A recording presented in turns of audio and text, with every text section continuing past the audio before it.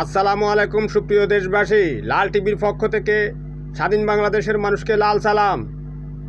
ভারতীয় টিভি চ্যানেলগুলো বাংলাদেশের বিরুদ্ধে উস্কানিমূলক সংবাদ প্রচার করছে। তারা বাংলাদেশে ডক্টর ইউনূসের এই অন্তর্বর্তীকালীন সরকারকে সারা বিশ্বের কাছে মৌলবাদী, সন্ত্রাসী, জামাতি, তালেবানি সরকার হিসেবে প্রতিষ্ঠিত করতে চাচ্ছে। এই চ্যানেলগুলোকে বাংলাদেশ থেকে ব্লক করে দ্রুত ভারতীয় হাই কমিশনে প্রতিবাদ জানানোর জন্য আমি পররাষ্ট্র উপদেষ্টাকে বিনীতভাবে অনুরোধ করছি।